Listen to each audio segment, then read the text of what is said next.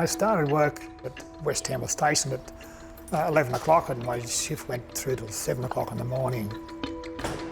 My duties included making sure trains got through safely. The passenger train went through at 5:50 in the morning going through to Armidale.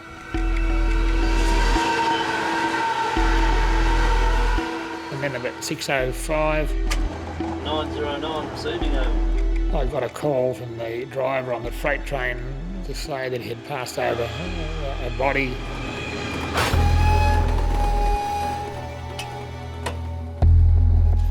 I thought to myself, well, I better go out just in case the person is still alive. Glenn was actually the first person to see Mark's body up close. He felt like there was some really strange things about what he was seeing. He immediately thought that the head wound on Mark did not look like it had been caused by a train. It was a massive head injury, just on the hairline, and it was like a crushed eggshell, that's probably a way of putting it. Normally if it's struck by a train, it really does make a mess of you. There was no tissue, there was no matter, there was no hair scattered anywhere. There just wasn't enough blood. Glenn noticed a towel underneath Mark's head. The towel was sort of folded in half and in half again. I thought it was just very unusual, very, very strange that the person would be on the track with a towel under his head. Glenn was actually an investigator for the railways, and so he's seen every imaginable impact a train could make on a human body. He point blank says, "I have never seen an injury like that on Mark's caused by a train, not once." It's been something that's stuck in my head for many years. I feel that he was put there by someone whilst he was dead, to try and make it look like he had committed suicide.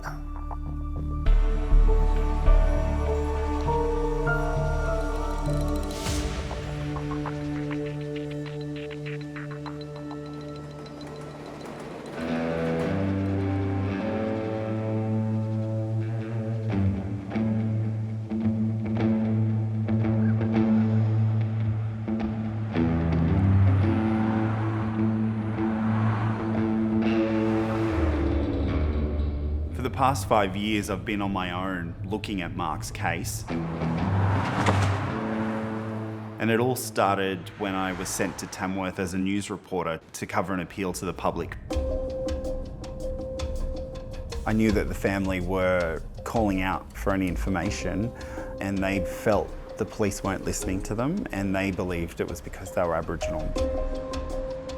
One of their main concerns was, in the beginning, that Mark's death wasn't treated as suspicious. The police, their initial views were this was a cold case, we'll piss it off sooner or later. You know, family will die, it'll all go away, hard to find witnesses, this will all just disappear. Well, it hasn't. And then I met up with Duck, and I guess the story starts there. Duck is Mark's uncle, and he was very, very close to Mark. Duck had just been waiting for so long for someone to listen to his questions regarding the death.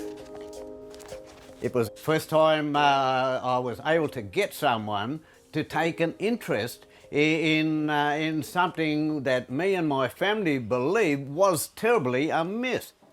We have said, look, this is right out of character for our boy. This is Mark, obviously. Yeah, yeah. When was that taken?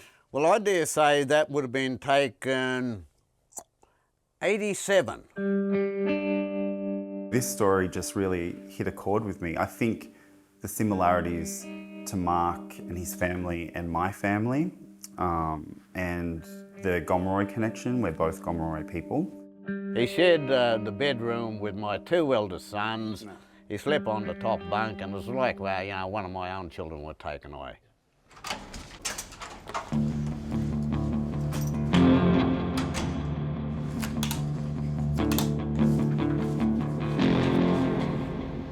After that first meeting with Duck, I had so many documents. In fact, it was really overwhelming. Some part of me wanted to see it through and get justice for them, because everyone that had come and gone before me had not seen it through. All of them had kind of tapered off and forgotten about Mark.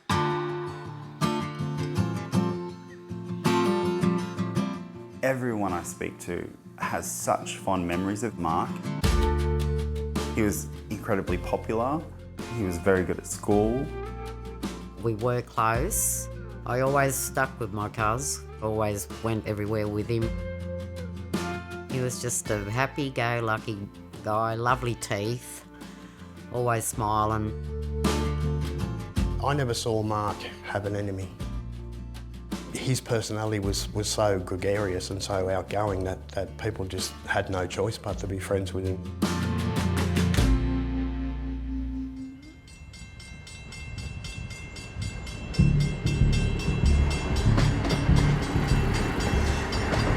Regional cities and towns are often divided down racial lines. And in Tamworth, it's physically divided by a train track. On one side you had the white community, on the other side you had the Aboriginal community, which was culled out. Mark was dating a girl named Tanya White. She was a really popular local girl, a white girl. Mark was one of a kind in the fact that he could move between the two worlds here in Tamworth.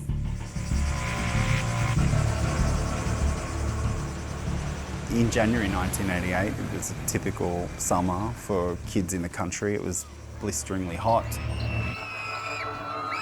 What I've pieced together about Mark's last movements all come from his friends and family's police statements, plus testimony they gave at the Coronial inquest into his death.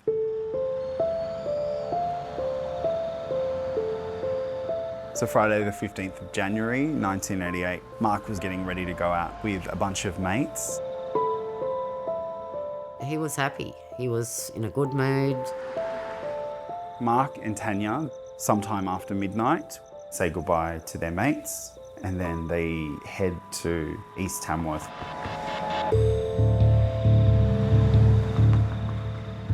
Then they get to the corner of Wilbertree and Edward Street, which is only a few houses from where Tanya is living. Tanya told the Coronial inquest later that she said goodbye to Mark around 3:30 a.m. and watched him jog up Wilbertree Street in the direction of West Tamworth where he lived. After that, she went home. Around the same time that Mark was saying goodbye to Tanya, a witness who actually told the Coronial inquest about this says she was woken up by loud noises. I could hear two voices distinctly, really arguing. She heard a really distressed young man, that's her words. He was going, "Leave me alone, F off," like I thought someone was hurting him. She tries to go back to bed, and then she hears a car come flying up the street. Screeched on the brakes and stopped. Then it took off very, very quickly. There's a lot of speculation that whoever was in that car picked up Mark. No one knows exactly what happened between Tanya saying goodbye to Mark and the train driver finding him around 3 hours later, and that's been the big mystery ever since.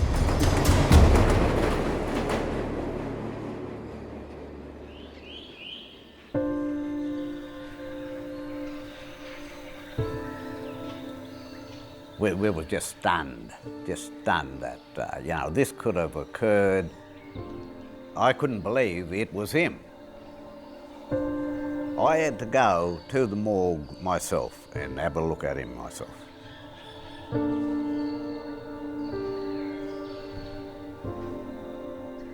I felt that I was responsible for him and what happened to him. Yeah. I was at home with Mum and the police come knocking on the door. And then Mum just started crying and I started crying and at the front door.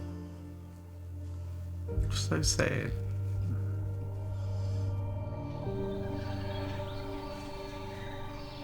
I knew straight away that something adverse had happened to him. I knew that something, horrible had happened. I mean, he would not walk out there and lay down on railway tracks.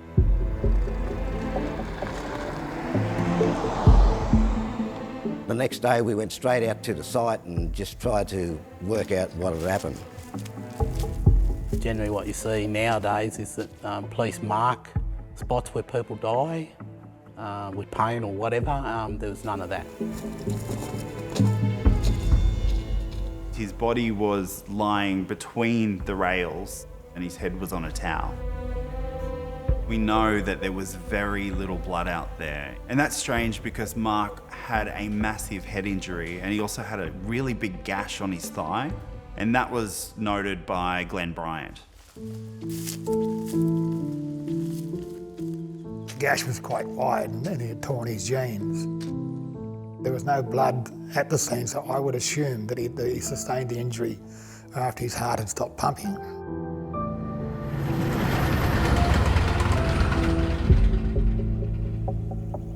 The uncles start to find all these other anomalies and they have a lot more questions.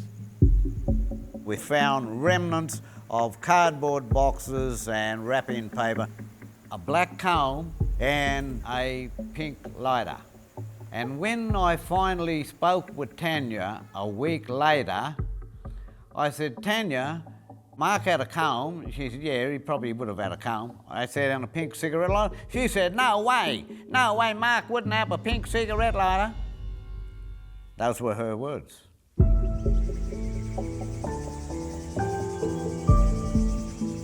The train crew pointed out to the police that there was a car crash nearby and they didn't think that was very important at the time. The family went to this Tirana, looked inside it. At the time, we really didn't associate too much that the car was so linked. Obviously, it had rolled. The windscreen was out on the ground. It was wet. And I remember the following couple of weeks that Duck was really, really persistent and angry in regards to that car. He firmly believed that car had something to do with Mark's death, and I think he felt that the police at the time weren't taking him seriously.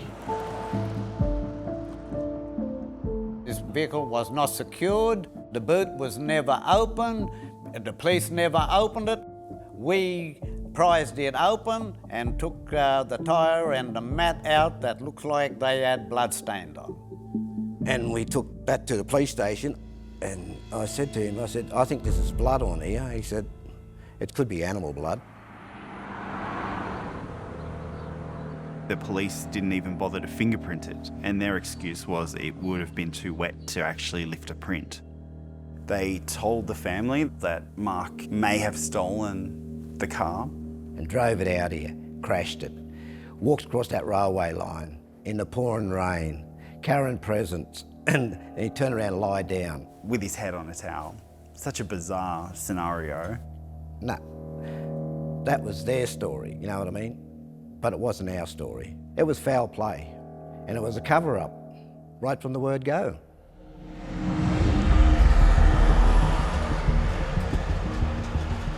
But where they went wrong, he couldn't drive a car. There is not a chance that he could drive a manual car. I mean, not even under instruction. He just didn't have it. He didn't have the basic skills. The explanation from the police about this young man's death never held water. Even the most cursory scrutiny would have said that it was a farcical explanation. You couldn't describe this investigation as anything other than racially biased when it went off. Case closed. They didn't want to do the paperwork. He was a young Aboriginal boy, that was it. Out for a joyride. That's him. Mark gets buried at the end of January. Duck, he promised Mark's parents that he would see justice for them. Unfortunately, they passed away a few years ago, and so they never got to see any of that justice.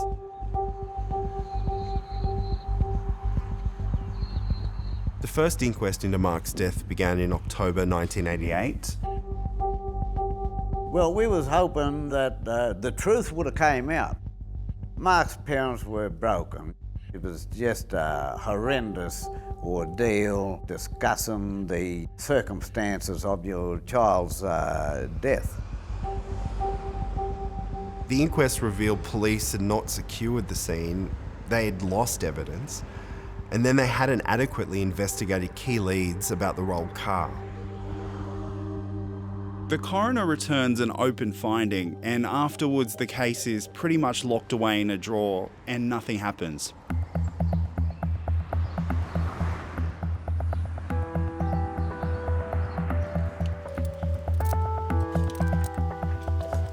I was leafing through Mark's autopsy report and under injuries came across a line saying subdural hematoma.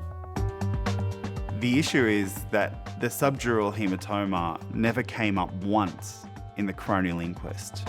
In terms of specific injury, I think the cause of death was a subdural hematoma. It's a collection of blood over the surface of the brain between one of the thick layers covering the brain and the brain tissue itself. The question that really interested me was that the police had always maintained that Mark walked to the tracks and laid down himself. But how could he have done that with a head injury like that? Now, we know that he bled a lot because his organs were pale. You would absolutely expect there to be a lot of blood at the scene if all the injuries happened at the train track. And even if there's been rain, it will still be there. And it simply wasn't there. The obvious answer in this is that the bleeding occurred elsewhere. In terms of walking 1.5 kilometres with a head injury like that, I really don't think that's the case. A much more obvious scenario is that he didn't walk, in which case he must have arrived there in some other way, potentially been taken there. And then a woman came forward with some information about her son who was an acquaintance of Mark's. So I went back to Tamworth to go and meet Faye's suitor. Faye's son Terry was one of the teenagers with Mark earlier on the night that he died.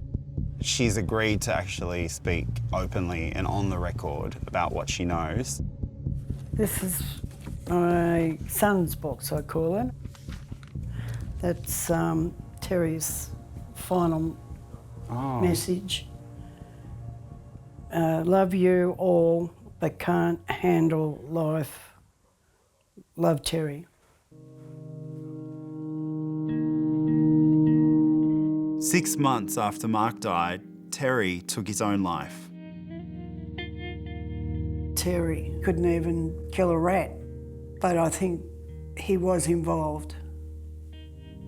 I believe Mark Haines was killed by someone else, not a train. What do you think happened on the night of Mark's death? Well, I think Terry was with all these people. And then was witnessed or knew exactly what happened. And to me, that's what he would have meant on his letter by life is too hard to live. And then I met up with Mark's best friend, Jason, who dropped a bombshell. He said that one of Mark's mates had confessed to being there when Mark died. We can reveal that his name is Glenn Mannion, and he was with the group that night when they went out dancing and drinking. A girl came around to my house. She said, look, I've had to come around and see you guys. Glenn told me something and it's really concerned me and I need to tell you. Basically, he said that he was there that night, the night that Mark was killed, and that he had put his body on the tracks.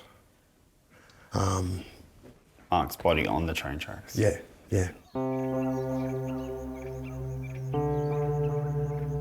This person I've kind of always felt had a connection to the case, but I had no way to kind of prove it. And he was a mate of Mark's. He kicked around with Jason, and Jason's just as shocked as anyone just hearing that.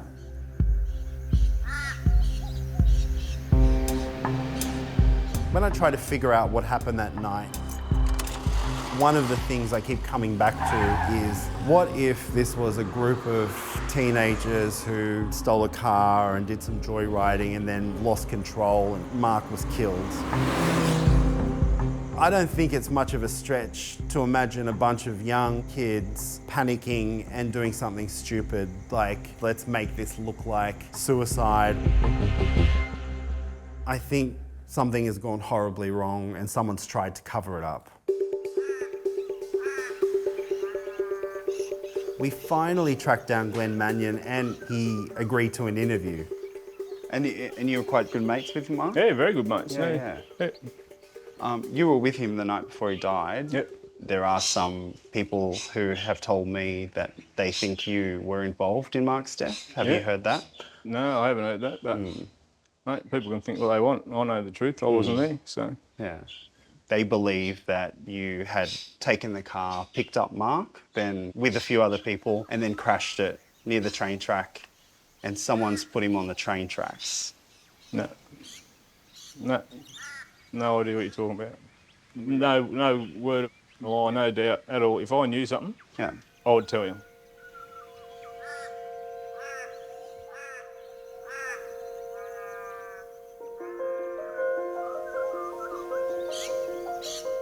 After we discovered this potential new information, I briefed Duck. Glenn Mannion denied it all, but I thought it was really interesting and should be investigated further. So we passed all that information on to the police, and it rested with them for about 4 or 5 years.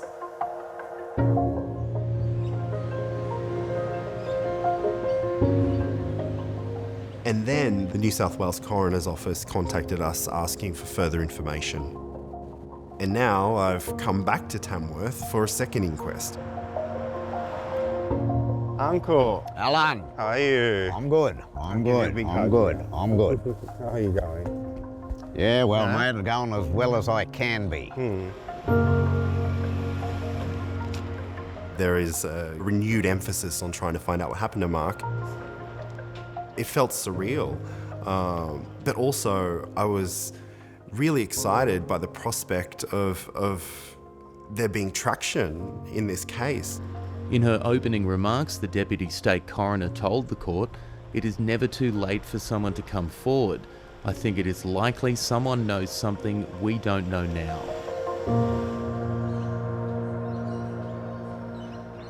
We've gotten through... 8 days. We've done 8 days. Yeah, like 8 days of actual evidence. After the first week, nothing new was revealed. And so I was very worried that going into the second week, that essentially the inquest would end just with nothing. The way these issues come up is very frustrating and disappointing.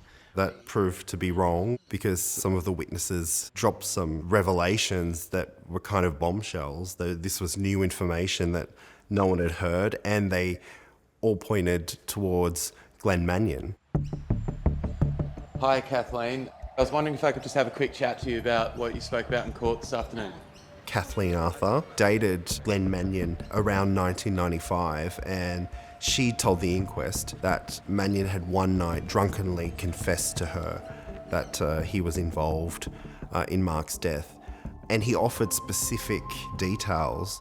We're coming back in October for 5 days. As Uncle Duck has always said, he doesn't want to leave any stone unturned.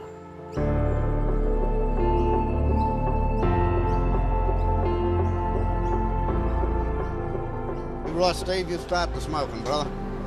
The circumstances of Mark Haines' death have been a mystery for 37 years.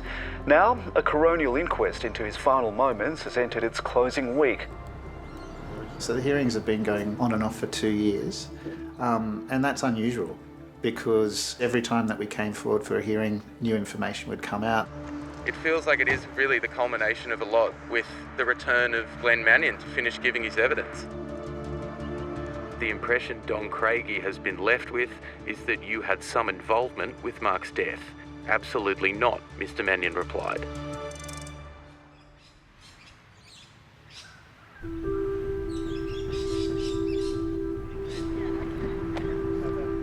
The 18th of June we went up for the findings in Tamworth. It was an emotional day. This was a day that Uncle Don Craigie had been waiting for 38 years for. Guess we might as well start getting this show on the roadcast. What are you ringing? Unfortunately, I couldn't see the findings in person because I live in France now. It just would have been impossible to get back. But I was incredibly anxious about what the coroner would find. We were hoping that Her Honour would be able to rule out the idea that Mark had taken his own life and that she would find that the initial police investigation was affected by racism, and she found both of those things. Mark did not end his own life intentionally. Mark's death was not suicide. She had vindicated the family in what they had always said, which is that Mark did not do this to himself. She's found that the circumstances of his death are suspicious, and she believes that there's people in the community who know more. So she's made a recommendation that the matter be referred to the Unsolved Homicide Squad. In relation to Glenn Mannion, there's no direct evidence that he was involved in Mark's death, but she did comment that his behaviour following Mark's death was unusual. Despite his emphatic denials, I remain unconvinced that Mr. Mannion has shared all he knows with this court. The coroner found the testimony of Glenn's ex-partner, Kathleen Arthur, entirely credible and sincere. The strength of Miss Arthur's evidence alone causes me to doubt that Mr. Mannion has been fully open with this court. I feel a little bit buoyed by what I have heard her saying, that my journey for over 38 and a half years have not been in vain. We never believed that Mark committed suicide. And today, the coroner's findings make that official. He looked up to his Uncle Duck and respected his Uncle Duck so much. I think he would have followed that community leader path. I think we were robbed of an exceptional human being.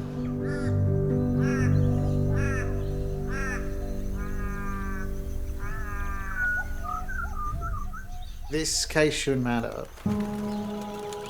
It tells a story of someone's struggle for justice, and it goes to deep feelings of being Aboriginal in Australia, of not being believed, of not being taken seriously. Mark's case has become part of my life. I am forever connected to Mark and Mark's family.